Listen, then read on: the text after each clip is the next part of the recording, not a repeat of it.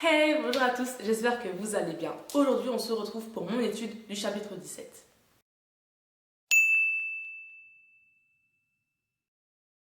Pour le premier point, je vais m'arrêter sur le verset 3 qui dit « Le creuset est pour l'argent et le fourneau pour l'or, mais celui qui met les cœurs à l'épreuve, c'est l'Éternel. » L'or est un métal précieux que l'on fait fondre à l'aide d'un fourneau. Pourquoi est-ce qu'on fait fondre l'or?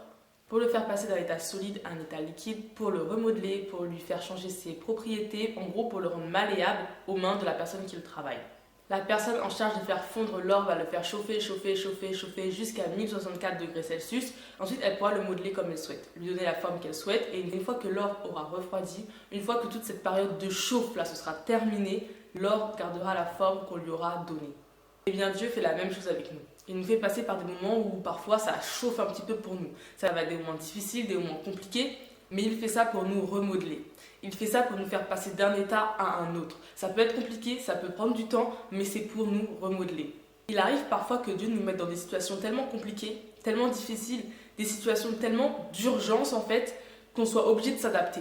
On se retrouve face à la situation et on se dit ah ouais là je sais pas quoi faire, faut que je m'adapte, faut que je change, il faut que je change ma manière de penser, il faut que je change ma manière d'agir, il faut que je change ma vie spirituelle, il faut que je change mon entourage, il faut que je change mes objectifs, il faut que je change d'état en fait. J'étais dans un certain état, il faut que j'arrive dans un autre état parce que sinon j'arriverai pas à survivre à cette situation. Admettons que Dieu te fasse déménager dans le cadre de ton travail ou de tes études. Tu te retrouves dans une ville ou dans un pays que tu ne connais pas. Tu n'as ni amis, ni famille, ni repères. Et tu es en panique parce que tu n'as plus tes repères, tu ne sais plus où aller, tu ne sais plus à qui parler, tu ne sais plus à te confier, tu es dans une situation d'urgence en fait. C'est dans ce moment-là que Dieu est en train de te remodeler, il est en train de changer ton état, il est en train de changer ta personnalité parce que tu vas devoir t'adapter. Et en t'adaptant, tu vas provoquer le changement. Des exemples comme ça, il y en a plein. Peut-être que pour toi c'est la solitude, peut-être que c'est parce que tu es devenu parent de manière imprévue, peut-être que tu as été upgradé dans ton travail, on t'a donné une promotion, on t'a nommé chef et toi tu t'y attendais vraiment pas, ça t'a mis dans une situation un peu d'urgence, de panique parce que tu voulais pas forcément être chef, mais voilà, les choses ont fait que tu es chef et maintenant tu dois t'adapter, tu dois changer ta personnalité, tu dois changer ta manière que tu avais travaillé, ta manière de te comporter par rapport aux autres. En fait, ça va te faire changer d'état. Ça peut être des trucs énormes quand ça peut être des petits trucs. Et ce qu'on remarque aussi avec l'or, c'est qu'une fois qu'il a refroidi, il garde sa forme. Il ne retourne pas à l'état de bloc comme il était avant, mais il garde la forme qu'on lui a donnée. Donc ce que je veux dire par là, c'est qu'une fois que ces moments chauds seront passés, une fois que l'épreuve sera passée, une fois que les moments un peu difficiles seront passés, tu devras rester dans l'état qu'on t'a donné. Ne régresse pas. C'est-à-dire que peut-être que Dieu t'a poussé à la solitude pour que tu puisses te rapprocher de lui. Une fois que Dieu remet des personnes dans ta vie, tu retrouves famille, amis, ne l'oublie pas. Ne le renie pas, parce que lorsque tu étais seul, c'est lui qui était là. Et tu as commencé à créer une vraie relation avec lui. Tu as commencé à vraiment te rapprocher de Dieu parce que tu étais seul, tu n'avais que lui sur qui compter. Mais une fois que d'autres personnes vont arriver, ne t'éloigne pas de Dieu. Garde ce que tu as reçu, garde ce que tu as créé, garde le positif que tu as eu. Il nous fait passer par des moments chauds pour que nous puissions acquérir un nouvel état de manière permanente.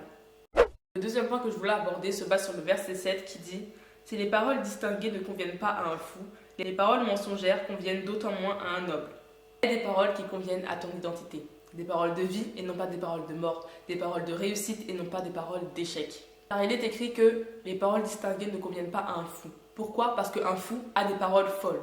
Donc toi, en tant qu'enfant de Dieu, en tant qu'enfant du royaume, tu dois avoir des paroles dignes d'un enfant du royaume, dignes d'un co-héritier de Christ, dignes d'un enfant de Dieu. Tu peux avoir des paroles qui conviennent à ton identité. Donc tu ne peux pas avoir des paroles négatives, des paroles défaitistes, des paroles rabaissantes, des paroles qui n'ont aucun espoir. Ça ne peut pas sortir de ta bouche. Tu ne peux pas dire je suis bête, je suis nulle, c'est sans espoir, ça ne sert à rien d'essayer, je n'y arriverai pas. Ouais, j'ai prié mais je sais que ça n'arrivera pas. Peut-être personne ne va jamais se convertir, cette personne ne va jamais guérir, je n'aurai pas mes diplômes. Vu que comment c'est parti, je ne réussirai pas mon année. Vu l'entretien que j'ai fait, c'est sûr qu'ils ne vont pas me prendre. C'est sûr que je vais finir le mois, je n'aurai plus d'argent. Ne prononce pas des paroles de défaite, des paroles de mort, des paroles négatives sur ta vie. Parce que la langue a un pouvoir.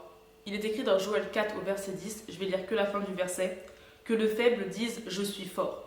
Même si dans ta tête tu sais que c'est compliqué, tu sais que ça va être difficile, tu sais que ça ne va pas être de tout repos, dis-toi que Dieu est là.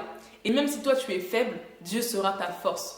Ne prononce pas des paroles négatives sur ta vie parce que tu es une enfant du royaume. Et lorsque tu n'as plus les capacités, c'est ton Père Céleste qui a les capacités et qui te les donne. Lorsque tu n'as plus la force, Dieu te donne la force. Lorsque tu n'as plus la capacité intellectuelle, Dieu va renouveler ton intelligence. Lorsque tu n'as plus les forces physiques, Dieu va te donner le repos dont tu auras besoin. Lorsque tu n'as plus les capacités financières, Dieu va remplir ton portefeuille. Dieu va toujours te donner ce dont tu as besoin. Il est écrit dans la Bible que nous ne devons nous inquiéter de rien parce que Dieu s'occupe de tout.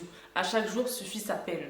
Peu importe ta personne, ne prononce pas des paroles négatives sur toi-même. Je suis nul, je n'y arriverai pas, je suis une bonne à rien. Ne prononce pas des paroles négatives sur toi-même non plus. Ne prononce pas ces paroles négatives parce que Dieu peut te changer. On l'a vu dans le point juste avant. Dieu va te transformer comme le fourneau transforme l'or.